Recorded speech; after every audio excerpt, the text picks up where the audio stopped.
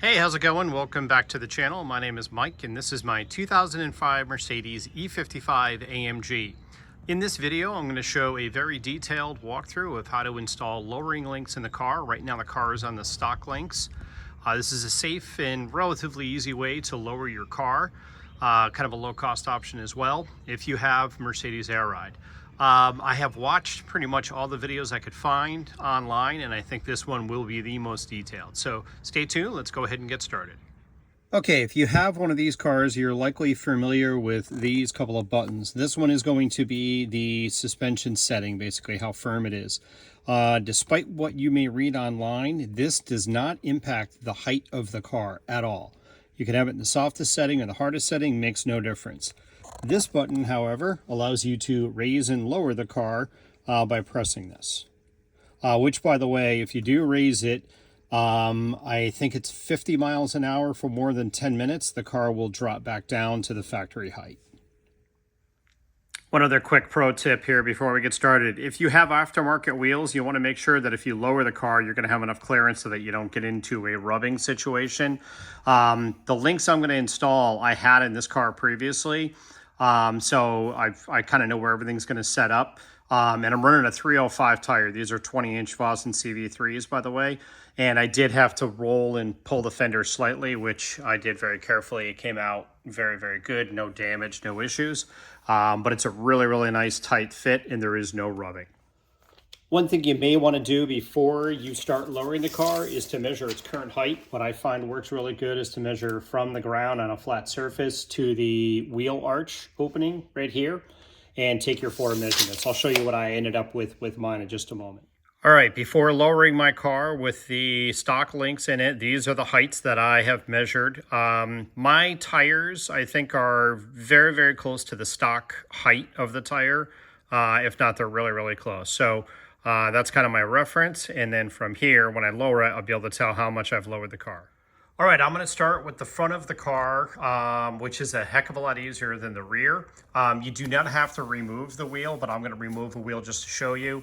And I also suggest you definitely want to make sure the key is out of the ignition, and you may want to disconnect the battery as well. So with that, let me go ahead and get the car jacked up, and we'll get the wheel off. If you're not familiar, these lug nuts use a 17mm socket, and I would suggest one like this with a nylon sleeve to prevent any scratching on the wheel. For a jacking point, there's a big rubber pad right here. Let me zoom out. I have my covers off, but that's where the pad is to be able to jack the car up. And then right in this area, there's another pad. There's 4 pads on the car. This is just behind the wheel, and that's where you can place your floor jack. All right, next thing is to locate the factory links, which are going to be right here. And then we're gonna go ahead and remove those. The first thing I would suggest to remove them is spray a little bit of WD-40 in both of these areas where they go into that ball socket. And there's a couple different ways you can remove these. The bottom, if you notice right here, has there's a nut and basically with a stud coming through. To get the factory ones off, I would recommend removing the nut. We'll remove the nut from the bottom because, again, this piece is plastic. We want to be careful kind of wrestling with this thing, and then we can just pop it off from the top. So to do that, it's going to be a 10 mil is the nut, and then you do have to have something to hold on to in this area. I'm just going to use a set of really small needle nose pliers to hold the actual piece, and then I'll go in. And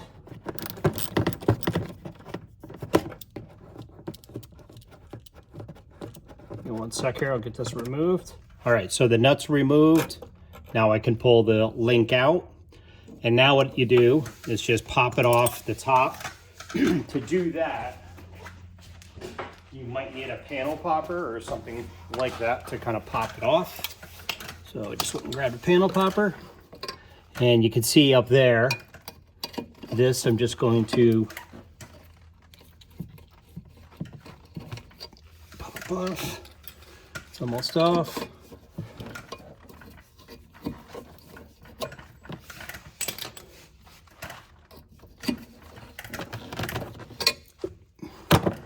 All right, there we go. And that's what the piece will look like when it is off. There's a better shot of the factory bracket and then the ball that's mounted up there. All right, here's a side-by-side comparison. This is the aftermarket link, more on these in just a moment, and then this is the factory link. I have seen some of these links where there's a stud coming out of this end. If that's the case, just leave the factory stud in the factory piece, and then go ahead and you can mount your new piece using that stud. The links that I ordered were sent to me. There's companies called Edgy Mods, and I'll leave a link in the description. No affiliation, no sponsorship or anything like that. I found them online. I think it was about 190 bucks, but that was a few years ago. I don't know if their prices changed. The ones I've got, as you can see, they have a similar kind of a ball, kind of a socket thing. So what I need to do next is remove this piece from the factory piece, and then I'm going to install this back on the car, at which point I can pop this in. All right, to remove the stud out of the link, I've got the link in a vise. I'm just going to, again, use a panel popper. I find that the factory kind of housing that holds these, especially maybe because these cars are getting older, is pretty tight. And you can see I'm just kind of rolling it out, and that's with the piece out. Here's that piece out, and you can see the flat area where you can use, that's where I was putting the needle nose pliers, or you can use a proper thin wrench if you've got one. Okay, if your links are like mine and you have that stud piece, you can either mount it, you can put the stud piece into the link and then put the link in the car. Personally, I prefer to put the stud back onto the car and then mount the link to the stud. And you want to be careful. You don't want to put it on this side like this. You want to make sure it goes like this. You'll notice that these are kind of opposite. This one's going that way towards the front of the car, and this one's pointing towards the back of the car. And then just put the nut on.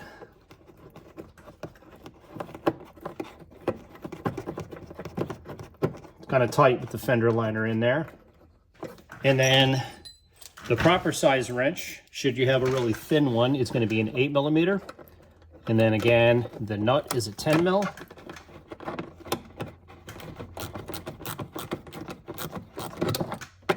And again, be careful, that arm is made of plastic.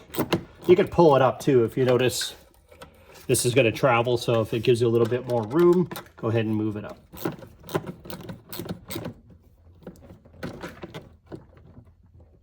All right, got that back on, and we're good to go. All right, so here's a comparison of the factory link to the aftermarket links. A couple things to be aware of. On the aftermarket links, you've got these backing nuts, so you really want to be careful to make sure that you tighten these down once you make your adjustments. As you extend these on the front, as you make these longer, that will lower the car. And according to the manufacturer that I'm using, about every 5mm of difference here equals about 3/4 of an inch to 1 inch in ride height. Now, what I'm going to do, give me just a second here, I'll measure the length of mine center to center, and I'll give you that spec. One of the biggest things I had a challenge with when I first put these on is, where the hell do I start? And I had to make a lot of adjustments taking these on and off the car. So let me give you that number. And again, my car is going to be probably about an inch or so lower than stock, but let me give you the spec. Okay, with these set, the way I had the car lowered, which again, I think is about an inch lowered, these center to center are 4 inches, and the factory links were about 3 3/4, so the difference is 1/4 of an inch, which is between 5 and 6mm. So that hopefully is helpful there. All right, with the adjustments made and the backing nuts secured, which by the way, I suggest what I did for that, I didn't show that. I just put this piece in a vise and tighten this up. Otherwise or just use, 2 wrenches. Another thing I'll do, not necessary, maybe a little overkill, is I'll take a toothpick and just put a little tiny bit of grease in here, just to make it a little bit easier to slip these on. I've never had any problem with them coming off or any issues as a result of doing this. I think it makes it just a little bit easier. Also, Edgy Mods, the manufacturer of the links that I'm using, suggests putting the longer end up. So what I would do, I find it's easier to do the top piece first, because you got to kind of get it around this lip right here. So to do that, again, a lot easier for these going on. You just push it on like that. Put it in place. You can hear it kind of pop in place. Then take the lower piece and then slide it over this right here. And again, you can hear it lock into place. And that's it. That side is done. Now we'll go ahead and repeat the same procedure on the other side. I can take these things on and off, especially, again, the aftermarket ones are a little bit easier to take on and off than the factory. When I was making adjustments, if I needed to adjust the front, I would just jack the car up, get in there, reach my arm in over the tire, pop these out. Again, I'd use a panel popper, pull them out, turn it a turn or whatever I needed to do, and pop them back in. I could do it in less than 10 minutes on both sides. So I'll go ahead and get the other side completed. Okay, after you get the car lowered off the jack, the floor jack, you'll notice that the car doesn't look like it's sitting any lower. That's because the suspension needs to settle in. You can take it out for a drive, or what I find works pretty good too, is cycle the raise the car, lower the car button, and that kind of settles it back down. Also, a little pro tip, if you lower the car and it does sit low and you can't get your jack out, just go ahead and raise the car, pull the jack out, and then hit that button again to lower it back down. The torque spec for the wheel lugs, if you're not aware, is 100 foot-pounds. Okay, that is with the, all I did at this point was cycle the raise, lower the car once, and it kind of settled back down. When you drive it, it'll settle just a touch more. I took a quick measurement, and I'm about 3/4 of an inch lower than what I was. And that's, again, based on the length that I measured on the link before. All right, so the fronts are done. That's the easy part. The rears suck. So first thing to do is to jack up the back of the car, get it on some jack stands. You can leave the rear wheels on. There's no huge advantage removing those. So I'll go ahead and get that set up. And by the way, yes, I'm missing my mirror. I ordered new gaskets for the mirrors, and they sent me the wrong ones. One other quick point I want to make on the front, sorry. The front fenders are made of aluminum. They're super soft, and you want to be careful with depending on your offset, how wide your tires are. I'm running a 255 up front. I forget my offset, but if you've got something that's aggressive and you lower the car and then you turn the wheel and then you go over a bump, I have seen where the wheel will come up, hit the fender, and bend the fender. Knock on wood, I have not had that problem, but just want to make you aware.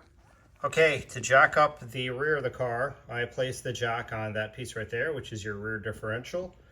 And then there are 2 jack pads just in front of the rear wheels for the jack stands. This is the way that I do this with, again, the wheels on jack stands, and then no floor jack, and that allows me access to get in there. Okay, before we remove the rear link, the stock one, I want to show you the aftermarket one. First off, there's only one link in the rear of the car. It's kind of in the center of the car. It's up underneath the diff. This is the aftermarket one, but I just want to show you this as a reference so that you know what you're going to be pulling out. I'm going to go ahead and get under the car and try to show you up in that area, but it's super tight. I don't even think I can see it. You just kind of, get to it with your hands. So it's going to be really tough to film, but let me see what I can do. Okay, so this is the driver's side rear wheel. Up in this section, you'll notice right here, that is the bracket that holds the factory, see if we can get a light in there, the factory sensor. What you want to do is take those 2 10 mils out, which will allow you to remove the bracket. And by the way, you don't have to worry about holding the other side of the, the bolt, if you will. The studs are welded to that bracket. So just go ahead and loosen those 2 10 mils.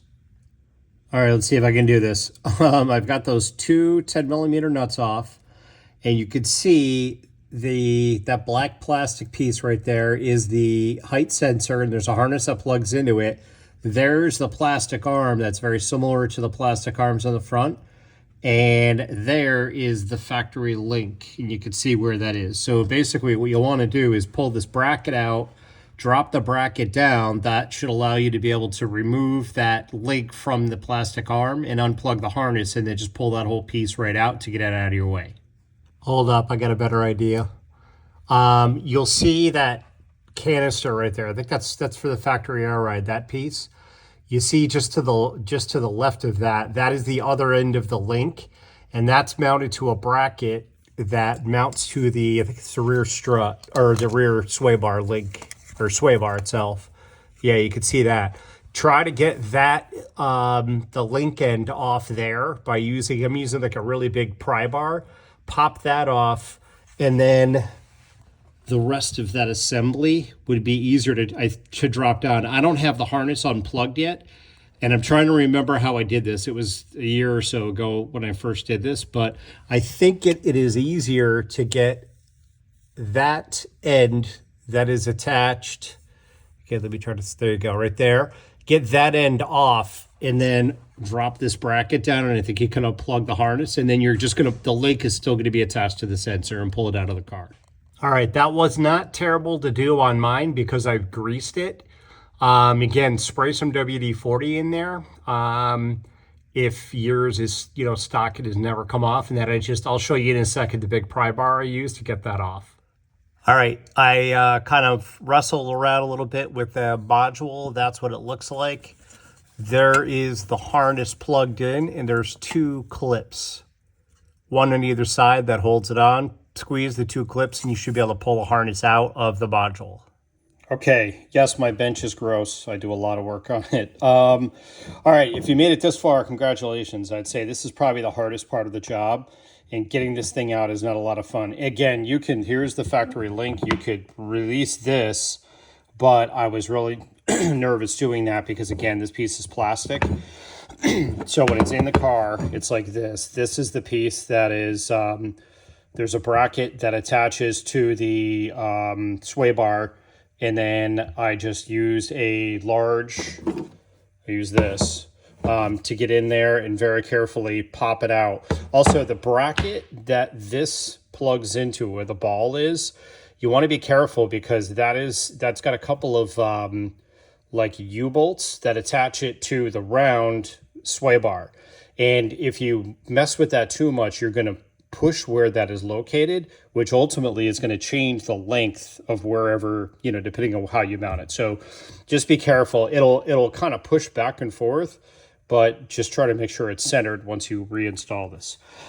All right, and then again, here's a detail on what the harness looks like. I can show you the harness in the car if you want, and I can do that in just a second. Getting the harness out is kind of a bear, and then even getting this piece out, you got to kind of fish it out. All right, so now at this point, what I'm going to do is, much like I did, I won't video this, but I'll go ahead and remove this piece from this ball. I'll take this nut out and then put it in a vise, pop it out, get that out, and then put the piece back in. By the way, despite this being a bunch of work, your car is going to look sick, and you're going to love the way it looks. So it's worth it. All right, here's the link disconnected from the height sensor, and the ball stud, whatever you want to call this, removed from the factory link. All right, here's a comparison of the stock link here on the top compared to the Edgy Mods link here. A couple things with regard to this link. It's a bit more sensitive, and it's part of what is included in instructions. It's really pretty hair triggers. So when you go like one turn, it makes a pretty big difference. I am probably, I don't know, 1/8, 3/16 lower than the stock one. And also something to be aware of. On the front links, when you make the links longer, the car goes lower. On the rear link, when you make the link shorter, the car goes lower. So be careful with that. And again, this one is pretty sensitive. So let me see if I can get a measurement to give you an idea of my end to end here to see exactly how long my link is. All right, measuring basically center to center. This one's about 6 3/4 inches. And the factory one's about 7 inches. So again, it's about 1/4 inch. It says in the instructions that every 5 millimeters, which again is approximately 1/4 inch, will equal 1 inch lowering the car. So that is basically the way I've got it set. Now we'll talk about actually installing the piece. Okay, to prep for the installation, and I'm hoping that I recalled the steps the way that I did this, because it's, if not, I'll correct it, but it's pretty important to make sure that this goes well. First thing I would suggest, once again, the grease trick, and I'm using a toothpick, and I'm gonna put a little bit of grease inside and kind of around the edge here, which if you go to remove this later, it makes it a heck of a lot easier. I kind of had an unfair advantage getting the factory ones out because I added grease the last time. And then I would do it here as well. All right, so we're good there. Now, there's a couple of important things to be aware of when you go to install this. There is a correct way as to which way this goes. The longer end that you see here wants to attach to the sensor. And if I recall, and again, this is just gonna plug in like that. If I recall, this is the way I did it the last time. And I don't think I'm gonna be able to record this because hopefully you were able to see me trying to get it out and it was really tough. But so now at this point, what you're gonna do, I would suggest put it back in there.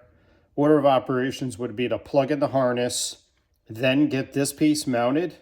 Again, you're gonna have to push this on to the ball that's in there. I have some needle nose pliers that I believe I used the last time to be able to get this back onto the ball.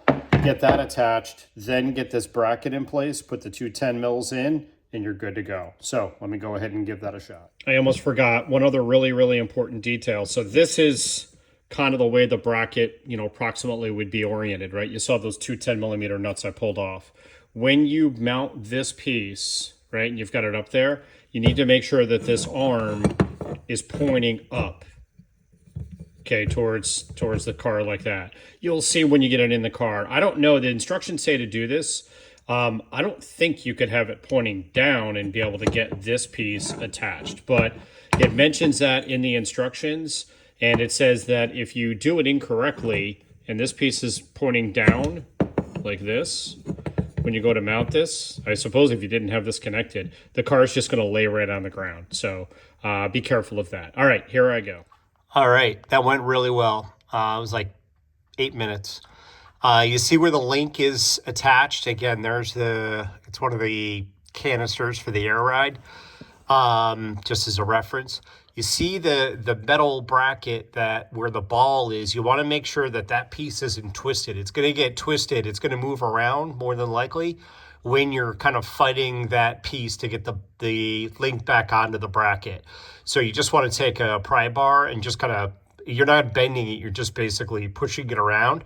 Just get that straight, because depending on where that link is located, again, will impact the ride height. All right, don't forget to plug in the harness. And the order of operations I mentioned earlier was perfect. Put the ball on the car end, or put the link on the car end ball, plug in the harness, then drop the bracket in with those two studs, and then attach the two 10 mils, and you're done. That's it. Let's see what it looks like. All right, same thing here with the rear as with the front. When you let it off the jack, it's going to look like a monster truck. It's actually higher than it was from the factory, so I'll go ahead and cycle it with that raised lower button. Okay, rear's looking really good. It's tucked for sure. And tomorrow I'll wait till it's dark now. So tomorrow I'll bring the car outside and show you kind of a full side shot, and we'll wrap up this video. All right, it's the next day, and here is the final result. This is where I had the stance the last time. It came out good. Again, it's about roughly three quarters of an inch lower right now than it was. I still haven't driven the car, so it'll probably drop another maybe quarter, so a total of an inch. If you are doing this and lowering your car, I highly recommend getting your car aligned afterwards. And aligning these cars is not, from a camber perspective, is not very adjustable. So they do make something called crash bolts. There are bolts that you can put up front. There are 2 per side, and that gives you another 1.5 degrees, I think, of camber correction. And then there are links you can get for the rear as well. For me, I will be doing that very shortly. I might go to coilovers. I'm not 100% convinced about the air ride yet. I know there's going to be some people that are not liking that option or that idea. We'll see how it goes. I live in Arizona, and the roads are like pool table, like a pool table out here, super, super flat. So I don't have a lot of bumps or anything like that to deal with. The ride, by the way, too, with the car like this is okay, considering it's on 20s and it's lowered an inch. It still rides decent, Handles a little bit better. It's a big heavy car, so it's not going to be nimble or whatever. So all right, that'll wrap this video up. Let's go ahead and give you a little bit more close up there.